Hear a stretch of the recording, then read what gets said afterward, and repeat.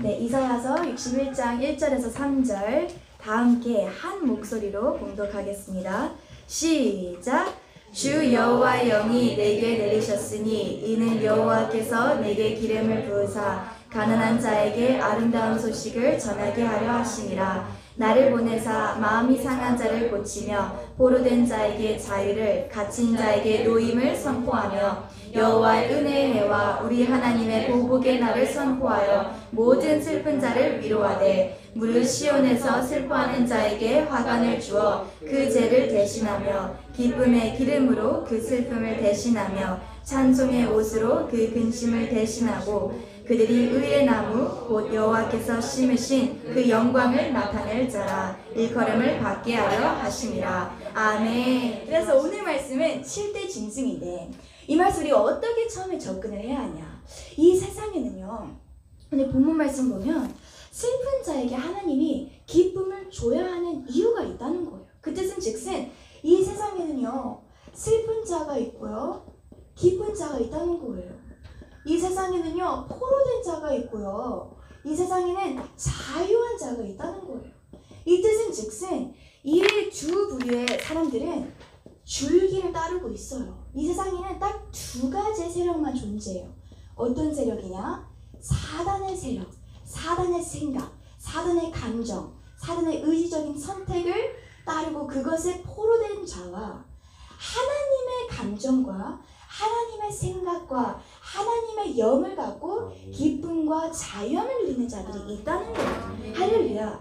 그래서 이것을 우리가 조금 더 조직적으로 정의를 내리자면 하나님의 영으로 새롭게 거듭난 자, 그리스도의 보혈로 새롭게 거듭나요. 삼위일체 하나님이 거처를 삼은 사람들이 이렇게 모인 공동체를 우리가 무엇이라고 하냐? 바로 교회라고 해요. 할렐루야. 무엇이라고 한다고요? 교회라고 하네. 그러니까 여러분 한 분 한 분이 지금 성삼위일체 하나님께서 거처를 삼으셨기 때문에 이곳에 오신 거예요. 아멘. 오늘 먹은 저녁만 내 몸속에 들어있는 게 아니라 할렐루야, 하나님, 예수님, 성령님이 내 안에 지금 거처를 삼으셨어요. 그렇기 때문에 우린 여기 사람들 사이 중에서 그 누구도 비판할 수가 없어요. 하나님이 거쳐 삼고 있는 사람인데 내가 뭐라고 저 사람을 힘들어하거나 저 사람을 판단할 수 있으니까. 아멘. 그것과 동일하게 하지만 사람은요, 되게 하나님 흉내내기를 좋아합니다. 그 뜻은 즉슨 하나님을 질투하는 거죠. 그래서 사단도 자기를 대변할 수 있는, 자기의 모습을 드러낼 수 있는 어떤 기관을 만들었어요. 그게 무엇이냐? 그게 때로는 사람이 될 수 있고요, 때로는 제가 말한 기관, 단체가 될 수 있고요, 어떤 사업장이 될 수 있고요, 가장 큰 틀로서는 세상의 정부라고 했습니다. 세상의 정부. 그렇지만 대한민국은 지난 70년간 왜 이렇게 축복을 누렸는가? 사단의 생각과 감정과 의지를 선택하는 대통령이 아닌 이승만 대통령, 하나님의 사람, 하나님의 말씀에 사로잡힌 사람이 이 세상의 정부든 사업장이 등을 관리하고 운행하기 시작하면 이곳은 라마나야, 하나님의 나라가 된다는 것입니다. 아멘. 그렇기 때문에 여러분이 이제는 항상 이걸 생각할 때 우리는 막 새로운 것을 만들어내고 이러는 게 아니라 빼앗긴 토지를 다시 가져오는 거예요. 할렐루야. 그렇기 때문에 여러분 오늘날의 K-팝을 보세요. 여러분 안에 음악적인 달란트가 있고 예술적인 감각이 있는 사람은 세상에서 지금 이 사단이 예를 들면 K-팝 예술계에 장악함으로써 사람들을 슬픈 자, 포로된 자, 중독된 자, 마약하는 자로 빨려들었더라면 나는 무엇을 해야 되냐? 물론 이 사람들 일일이 우리가 취하는 사역도 반드시 필요하지만 여러분에게는 이 예술계 자체를, 영역을 회복하고자 하는 꿈과 비전을 꾸셔야 돼요. 할렐루야. 이 꿈과 비전은 준비된 사람만 주시는 거야. 우리 초반에는 그 누구도 준비되어 있지 않아요. 근데 무엇이 중요하냐? 내가 무엇을 가장 기뻐하지? 나에게 주신 달란트가 무엇이지? 나는 무엇을 할 때 가장 시간 가는 줄 모르지? 나의 취미로부터 추적을 해 나아가면서 나에게 주신 하나님만의 특별한 어떻게 보면 색깔이 있어요. 컬러가. 그 컬러 찾는 것이 결국은 나의 비전이 되는 겁니다. 아멘. 근데 그 컬러는 어디서 찾냐? 오늘 말씀의 핵심인데 이 모든 7대 짐승을 이기는 것은 결국 우리가 예배 안에서 이기는 기술을 배운다는 거예요. 아멘. 사람들이 이렇게 생각해요. 나 이제 또 준비가 됐으니까. 사실 저도 이번에 이제 에녹메리 선교회, 이게 그냥 이름만 선교회가 아니라 이제 이걸 실질적으로 운영을 해야 하기 때문에 이제 새벽기도 나가면 주님을 묵상하기보다는 주님 이제 체크리스트를 가져왔는데 이거 하나 어떻게 해야 되는지 제가 이제 하나님께 완전 사로잡고 완전 묶여가지고 이제 벗어나지도 못해요. 근데 하나님 이걸 어떻게 해야 되고 심지어 이 웹사이트를 만들 때 어떻게 디자인해야 될까요? 저 이제 시간이 없습니다. 빨리 응답해 주시죠. 이랬더니 하나님이 이틀 동안 아무것도 못하게 멘붕 상태로 그냥 집을 걸어 다녔어요. 그러면서 하나님 깨닫게 하신 게 항상 왜 우리가 예배를 사셔야 되냐. 세상에 나가서 일을 하다 보면 하나님의 일이라고 우리가 말을 하는데도 어떻게 보면 1순위를 놓칠 때가 너무나도 많아요. 아주 우리가 예배 처음 들어왔을 때 우리가 기도하고 일간사님께서 찬양을 인도하실 때 첫 번째 고백은 뭐냐? 주님 너무 사랑합니다. 아멘. 주님 너무 감사해요. 죄인인 나를 이렇게 회복해 주시고 나에게 또 오늘 하루를 살 수 있는 꿈과 소망을 주시네 감사합니다. 오늘 내가 처절히 넘어졌는데도 예배 나가기 전 주님의 사랑, 그 사랑이 딱 채워졌을 때 갑자기 이제 창의성이 다시 발동하기 시작하더라고요. 할렐루야. 그렇기 때문에 반드시 이 예배 우리는 사수해야 될 줄 믿으십니까? 아멘. 그래서 말씀을 계속 이어나가자면 우리에게는 70년간 축복의 근원은 바로 믿음의 대통령이 있었기 때문이에요. 이승만 대통령이 미국 가서 유학 가서 하나님을 만난 게 아니에요. 그냥 조금 공부하다 외로워서 하나님을 만난 게 아니라 한성 감옥에서 죽을 병에 들어서 고문을 당하면서 선교사님이 건네준 이 책을 읽어보니까 이게 성경책이에요. 근데 책을 읽으니까 나만큼 이렇게 고통을 느낀 사람을 이해해줄 사람은 이 여기 나와 있는 예수 그리스도라는 사람밖에 없는 거예요. 이 사람이 생각을 해보니까. 그러면서 예수님을 나의 구주로 영접하게 됐다는 것입니다. 아멘. 우리가 왜 고난은요, 사고도 뭐라고 하죠? 고난은 뭐라고 하죠? 뭐라고 하죠? 사고도 사서라도 고난을 겪는다. 고생은 역시 우리 똑똑하신 인자들님 고생은 사서도 한다. 할렐루야. 그런 말이 왜 있냐? 이거는 세상의 고생이 아니라 하나님 안에 있는 고난은요. 첫째, 내가 깨져요. 이승만 천재였어요. 과거 시험도 그냥 한 판에 합격할 정도로 천재였어요. 영어도 나중에 대학 거의 20몇 살 때 배웠는데 5년 안에 완전 그냥 영어 기자할 정도로 천재였어요. 얼마나 교만했겠어요. 그런데 고난은 무엇을 하냐? 더 큰 영광을 나타내요. 나의 영광은 없고 주님의 영광뿐인데 이 영광은 나의 영광이 될 때 어마어마한 나의 안에 달란트가 회복이 되기 시작한다는 거예요. 아멘. 그래서 이승만 대통령이라는 이 영적 리더 때문에 세상의 정부가 그간 하나님의 말씀하에 계속 세워졌기 때문에 우리 믿는 크리스천들은 기도를 해왔고 또 우리가 봉사를 해왔고 항상 함께 갔어요. 교회와 정부가. 그렇지만 이 세상의 정부가 우리가 아까 유빈 간사님께서 하신 말씀처럼 왜 국회 나가서 우리가 처음 개미청년단을 시작했는가? 원래 평소에도 나라를 위해서 기도해야 되는데 문재인 대통령 하에 추진되는 이 포괄적 차별금지법 또 이제는 뭐라고 하죠? 차별금지법이라고 그냥 하죠. 근데 이런 문재인의 공산주의적 사회주의적 사상 때문에 나라가 병들고 가 있음에 우리가 침묵할 수 없어 문화를 통해 교육을 통해 연설을 통해 우리가 개미청년단 활동을 하고 있는 것입니다. 할렐루야. 그래서 이와 같이 사단과 하나님 또 세상의 정부와 하나님이 있는데 우리가 성경의 역사를 보면요. 앞으로 하나님께서 어떻게 예수님께서 재림하실 때까지의 이 세상의 역사를 주관해 나아가실지 정확하게 우리가 예견할 수가 있어요. 이것을 어떻게 할 수 있냐? 다니엘서 2장 7장 그리고 요한계시록 13장 17장 말씀을 보면 이 모든 세상의 역사는요 짐승의 역사로 되어 있다는 거예요. 그래서 첫 번째 짐승 우리가 이 제국사를 보면 애굽이 있고요.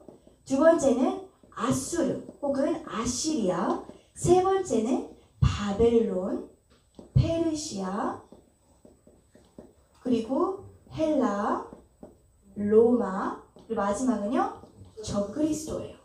그래서 요한계시록 17장 말씀을 보면 5은 지났고 하나는 있고 하나는 장차 올 것이다 라고 나와 있어요. 그런데 하나 있는 것이 이것은 어느 시대적 배경에 하나가 현재 있다라는 것이라면 당시 요한계시록이 기록됐을 때가 로마 정권 하에서 사도 요한이 pat모스 섬에서 이 계시를 받았어요. 그렇기 때문에 지금은 로마 정권도 지났다는 거예요. 그래서 6은 지났고 나중에 이제 이거에 대한 성경적인 원리가 있어요. 성경 말씀에 그 다니엘서에 우리가 총 71회가 있어요. 71회가 있는데 이것은 하나님의 어떻게 보면 영적인 계산이에요. 근데 한 일회가 7년을 뜻해요.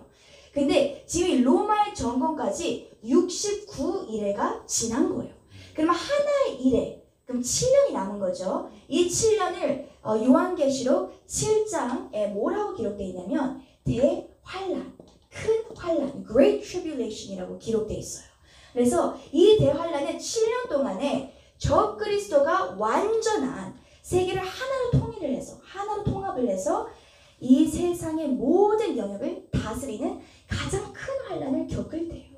그렇지만 중요한 건 뭐냐? 요한계시록을 보면 14만 4천 명의 이렇게 하나님께서 인을 친 자들이 나오잖아요. 많은 이단, 사이비 종교들은 돈을 내라. 그러면 이 14만 4천에 가입을 시켜주겠다. 이렇게 얘기를 하는데 이 14만 4천 원은 오직 유대인들, 현재의 이스라엘 백성을 의미하고 있어요. 그렇다고 여러분이 나는 왜 한국인인가? 이렇게 슬퍼할 필요가 없어요. 이거는 하나님의 설계도예요. 누구를 더 사랑하고 말고 이런 차원이 아니라 이스라엘 예루살렘에서 시작한 것이 하나님은 지금 영국을 지나 미국을 지나 한국과 지금 북한의 통일이 왜 반드시 이루어져야 되냐? 통일이 일어나야만이 우리가 중국의 삼성과 북경권, 상해권을 뚫어서 티베트, 그리고 이제 이슬람, 그리고 쭉 어디까지? 예루살렘까지 간다는 거예요. 아멘. 그렇기 때문에 여러분이 이제부터 나라를 위해서 기도하고 계신다면 통일을 위해서 기도해야 돼요. 어제 나연 형제님과 제가 메리타임즈 준비를 했거든요. 근데 이 통일이라는 주제가 왜 너무 중요하냐? 반드시 예수님께서 재림하시기 전에 통일이 일어나야 돼요. 그렇다면 우리가 지금 사업을 하든 공부를 하든 무슨 일을 계획하든 통일을 나의 초점으로 맞춰서 사업을 생각을 해야 되고요. 공부를 할 때도 어떻게 내가 학교를 세운다면 통일된 후에 남과 북한의 아이들이 함께 하나가 되어서 교육을 받을 수 있을까? 내가 나라의 지도자가 되고 싶다면 어떻게 이 두 나라가 하나로 융합될 수 있도록 문화를 내가 형성하는 데 기여를 할 수 있을까? 우리는 통일에 초점을 맞추고 기도를 해야 한다는 것입니다. 아멘. 그래서 이와 같이 적그리스도의 때가 이제 한 일회가 남았는데 그때 여러분 이렇게 생각할 수 있어요. 아니 그러면 그동안에 왜 시간이 멈췄는가? 2000년 동안 예수 그리스도의 죽음 이후로 2000년 동안 멈춰버렸어요. 시간이. 이 일의 마지막 7년이 아직 하나님의 시간표에 시작하지 않았다는 거예요. 왜 그러냐? 2000년 동안에 무슨 일이 일어났냐면 로마 정권이 예수 그리스도의 죽음 앞에 굴복을 했어요. 로마 정권이 우리가 힘을 길러서 막 죽이고 싸그리 말살을 시켜서 로마 정권이 무너진 게 아니라 예수 그리스도의 죽음과 동시에 성령의 마가 다락방에 성령의 불, 오순절의 그 성령의 세례로 이제는 이 남아있던 첫 early Christian, 이 성도들이 나아가서 전파를 하기 시작한 거예요. 그때부터 무엇이 시작됐냐? 이방인들의 구원의 역사가 시작된 거예요. 이제 2000년 동안에 여러분과 제가 구원을 받은 거예요. 할렐루야. 아멘. 우리도 하나님의 계획표 안에 있다는 거예요. 아멘. 그래서 2000년 동안 쭉 이것이 이어질 텐데 이제 적그리스도의 그 등장과 이것은 사실 우리가 표징과 많은 사인을 구하고 하지만 그것이 핵심이 아니에요. 우리의 핵심은 무엇이냐? 이 요한계시록도 다니엘서 그 우상, 그 신상에 대한 계시를 보면 이 적그리스도의 때가 언제 끝나냐?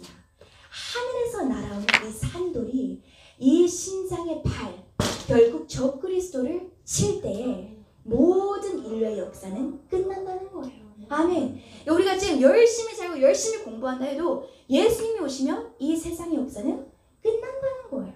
아멘. 그래서 우리는 이 말씀을 통해 무엇을 첫째 발견해야 되냐? 첫째, 하나님은 모든 역사의 주관자이시다. 아멘.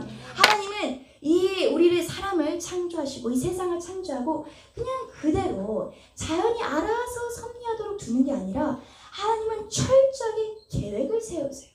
지난번에 나눈 말씀이 하나님의 보좌에는 마치 센서링이 달려있는 것처럼 오늘 예를 들면 재현이가 오다가 걸려 넘어졌어. 그러니까 하나님 그걸 정확하게 느껴져요. 그 통증을. 그러면서 재현이가 하는 모든 또 그뿐 아니라 내가 10년 가운데 느끼는 슬픔, 고통, 외로움, 절망감 이것까지도 하나님은 다 느끼고 계신다는 거예요. 아멘. 그렇기 때문에 하나님은 여러분의 삶을 향한 철저한 계획도 있지만 이 세상을 향한 철저한 계획이 있다는 거예요. 아멘. 할렐루야. 이런 하나님이 우리의 하나님이십니다. 아멘. 두 번째는 무엇이냐? 바로 7대 짐승을 통해 세상의 역사를 통해 우리 무엇을 깨달아야 되냐? 매 시대마다 매 제국의 시대마다 모든 시대마다 항상 이스라엘 백성이 작은 민족으로 이 큰 제국에 붙어 있었어요. 근데 하나님은 왜 이런 이스라엘 백성의 기록을 결국 이스라엘 백성의 기록이 성경이에요. 근데 왜 이것을 우리에게 주셨는가? 이것을 통해 우리에게 마지막 때에 쌓을 수 있는 비결을 주고자 하시는 거예요. 아멘. 말씀의 원리를 주고자 하시는 거예요. 아멘. 지난주에 제가 살짝 예고편만 드렸는데 이 이스라엘 민족들이 시대별로 대다수는 어떻게 보면 간음죄를 지어요. 세상의 사단을 숭배하는 이 애굽 제국과 간음죄를 짓는 이스라엘 백성이 대다수였지만 그 중에 극소수는요 끝까지 굴복하지 않아요. 끝까지 복종하지 않아요. 오늘날처럼 끝까지 코로나 시기에도 예배와 기도와 말씀을 사수하는 사람들이 있었다는 거예요. 아멘. 그래서 그와 같은 대표적인 우리가 잘 아는 성경의 인물들이 있는데 그들은 그렇다면 어떻게 세상 속에 이런 고난과 세상에서 모든 유혹과 사단의 그런 생각과 감정과 의지의 공격들을 어떻게 쳐내고 승리할 수 있었는지 우리가 하나씩 살펴보면서 말씀을 나누고자 합니다. 아멘. 첫 번째는 요셉인데 애굽에는 두 명이 있어요. 요셉과 두 번째 누구죠? 홍해를 가는 사람? 모세입니다. 그래서 오늘은 짧게 요셉과 모세에 대한 말씀을 나누고 싶어요. 자, 우리 창세기 41장을 한번 같이 찾아보겠습니다. 창세기 41장 38절 말씀입니다.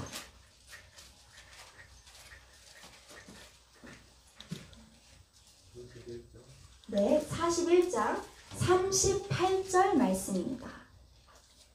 창세기 41장 38절 말씀. 네, 합심으로 한 목소리로 읽겠습니다. 시작.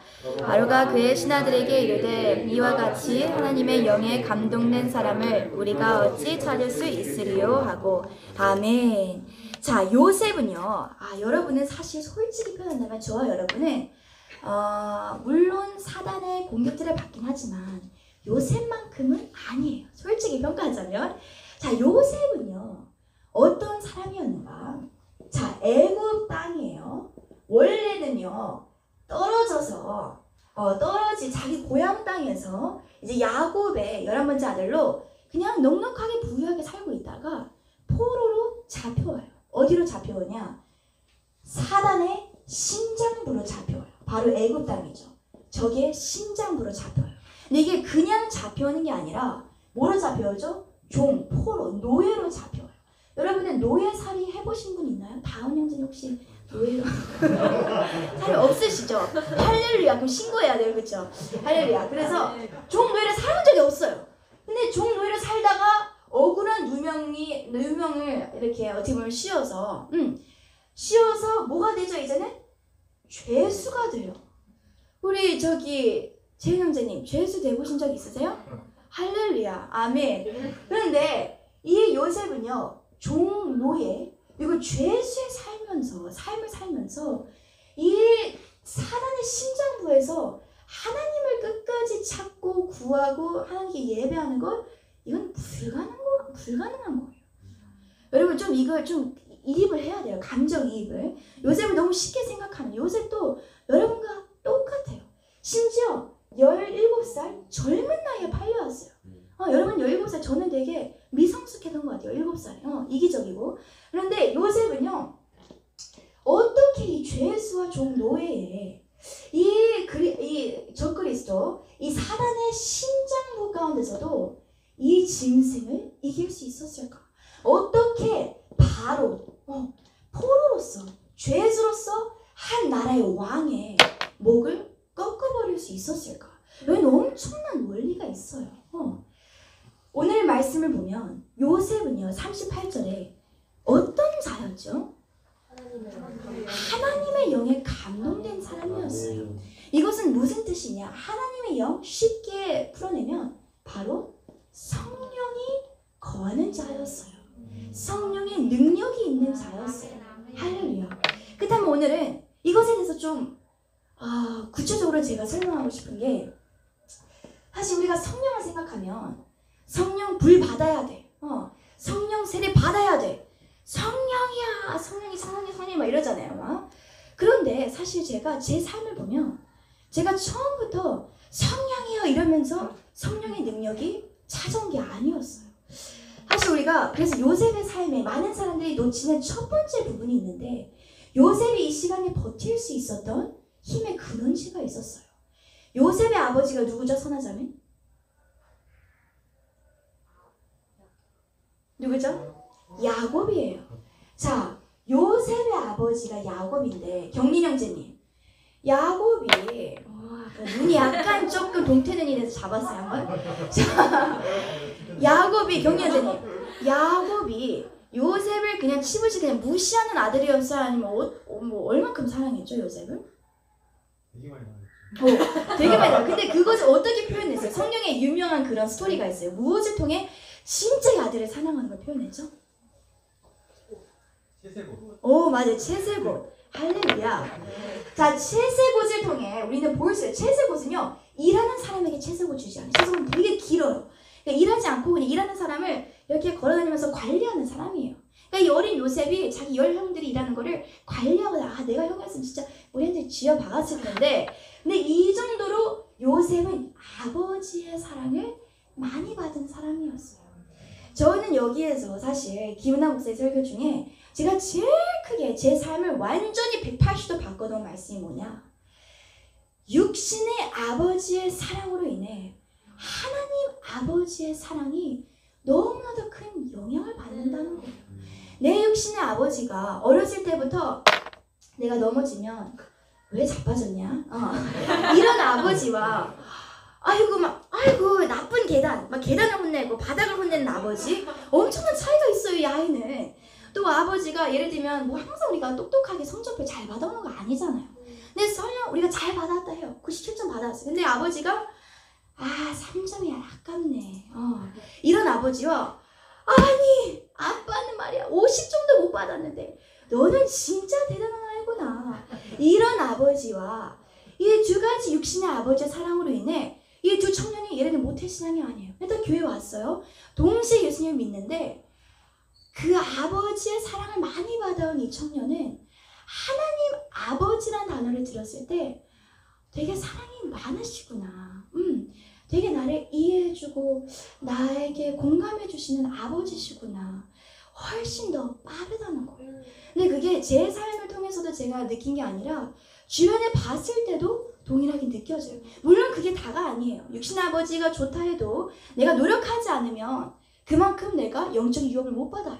또 동시에 육신의 아버지가 아무리 나에게 상처를 줬다 할지라도 하나님 안에 완전한 회복이 있어요. 그렇지만 우리가 중요한 건 무엇이냐? 이 육신의 아버지의 사랑이 있는 자에게는 모든 고난을 이겨낼 수 있는 근력이 있어요. 아멘. 그래서 요셉이 왜 하나님이 또 이런 고난을 허락했냐? 그걸 보신 거예요. 하나님은. 네 안에는 이겨낼 수 있는 힘이 있구나. 근력이 있구나. 그런데 중요한 건 뭐냐? 이 세상에는요, 완전한 부모가 있을까요? 없을까요? 절대로 없어요. 저희 부모님도 제 주변 친구들이 어렸을 때 항상 불효했거든요. 저 속으로 생각했어요. 네가 우리 엄마를 제대로 알아야지. 우리 엄마 얼마나 엄격한지 아니? 막 이렇게 속으로 생각을 했는데 모두의 부모가 다 남의 부모는 좋아 보이지만 모든 부모는 다 불완전해요. 할렐루야. 아멘. 그렇기 때문에 우리는 누구를 붙잡아야 되냐? 영적인 하나님 아버지를 붙잡아야 돼요. 아멘. 첫 번째 스텝은 무엇이냐? 성령의 능력을 받기 전에 첫 번째 중요한 거는 하나님 아버지를 제대로 만나야 돼요. 아멘. 근데 이게 성령님이 그냥 개입하지 않는 게 아니에요. 저도 하나님 아버지를 제대로 만날 때 제 안에 부모님으로부터 받은 그 상처를 제가 다시 돌아보고 이걸로 인해 왜 내가 하나님을 또 왜곡되게 바라보고 있는지 절대로 제 생각과 지혜로 깨달은 게 아니라 성령님께 구했어요. 성령님은요 나의 생각도 알고 하나님의 생각도 알아요. 성령님은 내가 느끼는 감정도 알고 내 감정 때문에 애통하고 슬퍼하시는 하나님의 감정도 알고 있어요. 그렇기 때문에 우리 항상 기도할 때 내 감정과 내 생각과 내 의지를 알 뿐 아니라 하나님의 생각과 감정과 의지를 알고 계시는 성령님께 내가 구해야 돼요. 할렐루야. 성령님은 무엇이냐? 보혜사, 중보자, 중간에서 카운슬러, 상담하시는 분이에요. 그렇기 때문에 하나님 아버지를 내가 제대로 만나야지, 인격적으로 만나야지, 그 다음에 내가 고난을 걸을 때 내가 이 고난을 걷는다 할지라도 그 고난이 나에게 유익한 시간이 되는 거예요. 그 고난을 통해서 하나님이 나 이렇게 사랑하시는데 이 고난을 허락하는 데는 반드시 이유가 있어. 내 이런 불완전한 모습을 쳐내고자 하시는구나. 모든 고난을 재해석하기 시작해요. 하나님 아버지와 인격적인 만남이 없으면 내 삶 가운데 일어나는 모든 안 좋은 사건, 만나는 모든 안 좋은 사람을 다 그래 세상이 나에게 등을 돌렸고 사람도 나에게 등을 돌렸고 날 사랑하는 사람 아무도 없어. 이런 식으로 재해석을 하고 계신다면 여러분 방법이 있어요. 해결점이 있어요. 무엇이냐? 다시 하나님 아버지의 사랑에 내가 집중을 해야 돼요. 아멘. 근데 이거는 한 번 지났다고 해서 다시 돌아오는 게 아니라 모든 예배 순서가 하나님 아버지의 사랑, 예수 그리스도와의 교제, 그리고 성령의 능력이에요. 아멘. 그 다음에 무엇이냐? 요셉의 삶을 보면 하나님 아버지의 야곱, 아버지의 사랑이 있는 뒤에는 고난이 시작돼요. 근데 이 고난은 무엇이냐? 연단의 시간입니다. 할렐루야. 연단의 시간 동안에 요셉은 무엇과의 연합이냐? 예수 그리스도와의 연합이 있었어요. 하나님 아버지는 내가 알아가고 그 사랑을 내가 받고 채워지는 그런 단계라면 예수 그리스도와의 연합은 내가 예수님을 닮아가야 돼요. 여러분이 진짜 사랑하는 사람이 있으면, 존경하는 사람이 있으면 그 사람을 닮고 싶어지기 시작하는 감정이 들어요. 그래서 그 사람을 흉내내고 싶고 그 사람을 내가 흠모하니까 내가 따라잡고 싶어요. 어쨌든 능가하고 싶어요. 너무 사랑하니까. 그 사랑을 전달하고 싶으니까. 그래서 이 고난의 시간이 있는데 요셉은요. 종과 노예일 때 예수 그리스도처럼 억울한 누명에 씌울 때 그리고 그 포로된 죄수가 될 때도 모든 것 죽음의 연합까지 갔다는 거예요. 죽음의 연합이 뭐냐? 내 생각은 분명히 이게 아니야. 요셉이 어렸을 때 꿈 2가지를 받았어요. 반드시 뭔가 큰 일을 할 사람이에요. 근데 내 상황은 전혀 그게 아니야. 큰일 할 사람이 아니야. 작은 일도 못할 사람이야. 그런데도 무엇을 하냐? 하나님을 붙잡는 거예요. 예수님을 우리는 날마다 붙잡아야 돼요. 이 광야의 시간 아무것도 보이지 않아요. 무엇만 보이냐? 하늘에서 떨어지는 만나의 말씀밖에 없고요. 하나님이 나에게 주시는 생수, 물, 하나님께서 주시는 기도와 예배 시간밖에 없어요. 그렇지만 그것에 내가 초점을 정확하게 두고 이것이 올바른 초점이라는 걸 깨달아야 돼요. 아멘. 세상적으로 초점 없는 것이 하나님 눈 안에는 초점이 있는 것인 줄 믿습니다. 아멘. 초점이 너무 세상적으로 살아있으신 분들 이 시간에 확 흐려버리시길 축복합니다. 아멘. 오직 주님 안에 있는 초점은 예배, 말씀, 기도뿐입니다. 아멘. 할렐루야. 그 다음에는 무엇이 일어나냐? 바로 오늘의 하이라이트예요. 바로를 만나요. 그것도 절대로 요셉의 능력이 아니라 꿈 해석하는 능력을 하나님이 주시기 때문에 이 일도 가능한 거예요. 죽음에서 건져내는 건 누구라고요? 하나님이에요. 할렐루야. 그래서 이 고난에서 이제 요셉이 무엇을 맛보냐? 이제는 성령의 능력을 맛보는 거예요. 할렐루야. 왜 이 순서가 중요하냐? 성령님은요, 하나님의 생각을 아는 분이시기 때문에 절대로 나의 생각과 감정과 의지가 아직 하나님의 뜻에 굴복해 있지 않고 하나님 안에서 내가 회복되어 있지 않은 상태로는 성령의 능력을 부어주지 않아요. 왜냐? 그 부어줌이 결국에는 독이 될 때가 있어요. 내가 아직 준비가 되어 있지 않은 상태로 성령의 능력, 예를 들면 예언의 은사가 막 부어져요. 막 치유의 은사, 신의 은사가 부어지면 내가 어떻게 될까요? 교만하게 돼요. 교만하면 어떻게 돼야 돼요? 다시 광야 생활 시작해야 돼요. 하나님을 여러분 한 분 한 분을 너무 사랑하기 때문에 그냥 대충 이렇게 해서 막 만들지 않아요. 제 성격 대충 만든 성격인데 하나님은 하나하나 조금 나와는 이게 있네. 얘는 이런 사람을 좀 불편해하네. 얘는 조금 자기보다 잘난 사람이랑 대화하는 걸 힘들어하네. 얘는 약간 자기를 비꼬게 말하는 사람들을 조금 거북스러워하고 싫어하네. 시험을 쉽게 드네. 오케이, 이거 한번 다져줘야겠다. 하나님은 하나하나 세밀하게 작업해 나가시는데 그 작업을 어떻게 빨리 하는가? 예배 안에서 빨리 하는 것입니다. 아멘. 그래서 이 성령의 능력이 부어집니다. 이 성령의 능력, 우리가 어떻게 이제 여러분이 생각을 하셨으면 좋겠냐면, 이 모든 이제 과정을 거치고 내가 성령의 능력을 구할 때에는 나에게는 항상 기도에 올바른 잣대가 있어야 돼요. 내가 왜 성령의 능력을 구하는가? 내가 왜 성령의 충만함을 구하지? 내가 왜 성령이 지혜를 부어주셔, 은사적인 지식과 지혜를 부어주시옵소서. 하나님 왜? Why? 왜 원하니? 이게 질문인 거예요. 그 질문의 해답은 이사야서 61장. 하나님의 의도가 반드시 나의 이유가 되어야 될 줄 믿습니다. 아멘. 우리 한번 이사야서 61장 함께 읽도록 하겠습니다. 1절만 읽겠습니다. 시작. 주 여호와의 영이 내게 내리셨으니 이는 여호와께서 내게 기름을 부으사 가난한 자에게 아름다운 소식을 전하게 하려 하심이라. 나를 보내사 마음이 상한 자를 고치며 포로된 자에게 자유를, 갇힌 자에게 노임을 선포하며. 아멘. 자, 여기 보시면 우리 모두는 가난한 자에게 아름다운 소식을 전하는 거예요. 이 세상에는요, 가난한 자에게는 아름다운 소식이 전해지지 않아요. 가난한 자에게는 너는 가난해, 너는 어떻게 할 수가 없다, 야, 네 상황이 어쩜 그러냐, 이러고 그냥 말아요. 그렇지만 우리는 그들에게 아름다운 소식, 크리스마스는 뭐죠? 주님, 예수 그리스도의 기쁜 소식을 전하는 거예요. 우리는 매일매일이 크리스마스가 돼야 돼요. 할렐루야. 두 번째는 뭐죠?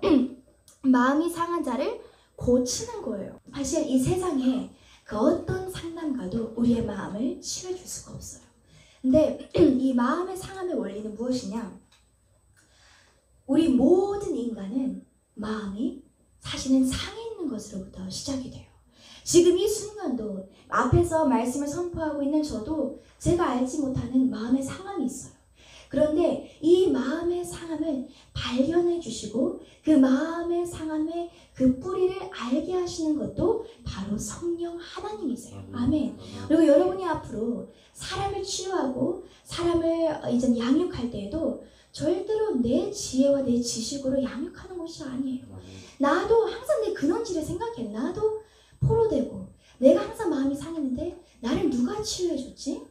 내 힘으로 치유한 게 아니라 하나님의 성령님이 나를 치유해줬구나. 그다음 무엇을 해야 되냐? 항상 이 사람을 내 1대1로 제자 양육을 하거나 내가 이 사람에게 하나님에 대한 말씀을 전할 때 성령님이 일하실 수 있는 공간을 만들어야 돼요. 아멘. 성령님은 무슨 음성이냐? 내가 너에게 능력을 주든 네가 막 해라 이게 아니라 Make room for me. 나를 위한 공간을 만들려. 그 공간을 어떻게 만드는지 아세요? 내 이성을 깨는 게 공간을 만드는 거고요. 내가 감정을 순종하는 것이 공간을 만드는 거고요. 내가 육신을 쳐서 새벽 기도를 나오는 것이 공간을 만드는 거예요. 아멘. 그렇다면 공간이 넓으면 넓을수록 그 사람 안에는 성령의 불이 임할까요? 임하지 않을까요? 임해요. 큰 솥이면 솥일수록 불이 더 뜨거울까요? 안 뜨거울까요? 뜨거워요. 우리는 무엇을 해야 되냐? 나를 비우는 거예요. 그래서 갈라디아서 말씀이 이제는 내가 그리스도와 함께 죽었으니. 왜 죽어야만이 성령의 나타나심이 나타나죠? 왜냐? 내가 죽어야만이 내 안에 성령님께서 움직이고 공간을 활용하실 수 있기 때문이에요. 아멘. 그렇다면 이제 오늘 마지막 말씀입니다. 나는 그러면 어떻게 죽어야 되냐? 사실 우리가 지정의를 반납하자 죽이자 말을 하는데 이것을 시작하는 첫 단추의 믿음의 고백이 한 가지가 있어요. 이게 무엇이냐? 바로 모세가 이스라엘 백성 가운데서도 이 애굽 제국을 바로를 굴복시킨 원리가 있어요. 이것은 모세의 원리가 아니라 하나님의 비밀이에요. 무엇이냐? 바로 6월절 어린 양의 피예요. 아멘. 6월절 어린 양의 피. 자, 퀴즈 들어갑니다. 우리 나희원 형제님. 자, 6월절이라는 거 혹시 들어보셨나요? 네, 혹시 기억하시나요? 오케이, 그럼 토스 우리 진우 형제님. 6월절이라는 게 무엇이죠?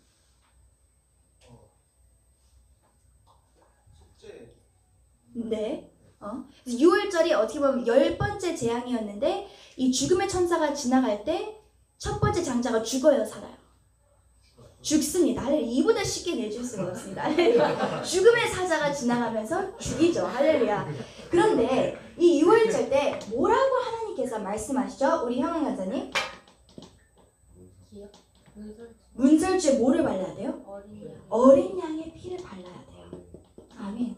이것은요, 당시 이스라엘 백성에게만 적용되는 게 아니라 내 삶 가운데도 적용되는 거예요. 순종하기 힘드세요, 여러분? 지정이 반납하기 힘들면 내 안에 지금 어떤 고백이 있냐면, 네, 이거 필요 없고요. 주님, 저는 그래도 살만해요. 주님, 저 순종하지 않아도 나는 그래도 어느 정도 믿음 이 정도 키워왔고 이 정도로 주님 저는 떳떳하고 저는 괜찮습니다. 이게 바로 어린 양 6월절의 피를 의지하지 않는 사람이에요. 여러분이 순종할 때도 나 이거 불편해, 나 이거 못하겠어. 여러분의 불편한 감정이 앞서는 사람은요, 6월절의 어린 양의 피를 의지하는 사람이 아니라 그냥 아무런 피도 의지하지 않는 여러분의 육신적인 피, 이거는 영원한 죽음이에요. 근데 이걸 의지한다는 게 무슨 뜻이냐면, 주님, 내가 지금 이 사람 너무 불편하고요. 이 사람과 도저히 회복을 할 수가 없어요. 이 사람을 만나는 것도 불편하고요. 나는 이거 솔직히 하기 싫어요. 그렇지만 이 고백 있는 사람은요, 어떤 마인드세트인지 아세요? 주님, 내 안에 이런 불편한 감정이 있다니 난 정말 죄인 중에 죄인이네요. 내 안에는 진짜 좋은 게 하나도 없네요. 저 사람이 문제가 아니라 순종 잘하는 사람의 원리가 뭔지 아세요? 심령이 가난한 건데, 심령이 가난한 것은 예수 그리스도의 보혈만이 나를 속죄하는구나. 예수 그리스도의 보혈만이 나를 희생시키고 나를 청하게 하고 나를 맑게 나를 사랑을 사랑나게 하는구나. 그렇다면 하나님이 나에게 이런 불편한 양심을 나를 찌르실 때는, 아니면 이런 순종의 제목을 주실 때는 납작 그냥 하나님 하겠습니다. 내가 죄인이고 주님의 피가 없으면 나는 아무것도 아닌데 내가 순종하지 않고 어떻게 살기나 할 수 있겠습니까? 이런 것이 바로 6월절 어린 양의 피의 믿음의 고백이에요. 아멘.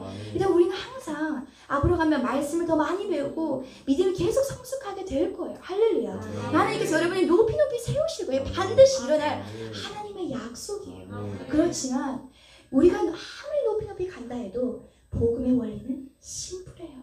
간단해요. 주님, 나는 죄인이에요. 내 안에 불편하게 느끼는 감정, 저 사람이 문제가 아니라, 이 상황이 문제가 아니라 내가 역시 죄투성이었군요. 그렇지만 주님, 나를 위해 그 어린 양, 아무 죄도 없는 어린 양을 죽여서 내 삶 가운데 문설주의 피를 바르시고 나를 영원한 천국에 인도해 주시면 감사합니다. 그것 하나만으로도 족한데 이제 예배하면서 저를, 주님을 인격적으로 만나게까지 해주시는 주님 감사해요. 매일매일 예배 시간, 기도 시간에는 눈물이 흘러야 돼요. 사실은 아무리 내가 신앙생활을 몇 년을 했다 할지라도 매 예배 시간 여러분이 이걸 생각하며 눈물이 흐르는 게 바로 6월절 어린 양의 피를 의지하는 사람이에요. 아멘. 이런 사람은요, 교만하지가 않아요. 하루를 살고 와도 교만해도 이걸 붙잡으면 주여 용서하여 주시옵소서. 아멘. 근데 오늘 우리 저녁에 기도할 때 여기 두 가지를 기억하셨으면 좋겠어요. 애굽이라는 이 제국, 위대한 이 사단의 제국을 정말 쓰러뜨린 것은 다름 아닌 예수 그리스도 6월절 어린 양의 피. 주님, 나는 죄인입니다. 주님께서 나에게 순종의 제목을 내 양심을 통해 주님께서 이미 말씀을 하셨으면, 또 이미 영적인 리더로 말해서 이거는 그냥 100%예요. 이거는 100% 순종하는 거예요. 그렇지만 주님 이제는 제가 그동안 교만했던 것 다 회개합니다. 오늘 회개의 저녁이 되시길 축복해요. 주님 제가 교만했었습니다. 주님 제가 스스로 낙심하고 주님 나는 왜 또 이럴까요? 이것도 역시 교만함이에요. 6월절 어린 양의 피 예수께서 말하세요. 네가 잘나서 되는 거 하나도 없어. 그렇기 때문에 네가 네 스스로에게 낙심하며 실망하는 것 그것도 교만이야. 예수 그리스도의 피는 깨끗해요. 완전한 치유를 줘요. 이것에 우리가 집중해야 될 줄이 있습니다. 아멘. 두 번째 성령의 능력. 성령을 받아야 할 때 성령은 물체적인 분이 아니에요. 성령님은 인격적인 분이세요. 아멘. 그렇기 때문에 성령님을 위한 공간을 만들 때 내 마음이 편해야 돼요. 아 내가 빨리 순종의 성령을 받을 수 있어. No, 이게 아니에요. 성령님 하면 내 안에 따뜻한 마음이 임해야 돼요. 아멘. 이것을 여러분이 반드시 오늘 이 저녁에 체험하실 것을 믿으시길 축복해요. 아멘. 할렐루야. 오늘 이 저녁에 우리가 기도할 때 이곳 가운데 운행하시는 성령님께 나의 양심을 통해서든지 사람을 통해서든지 내 감정과 생각을 통해서든지 또 내가 지금 다루고 있는 문제나 내 지금 고백하겠습니다.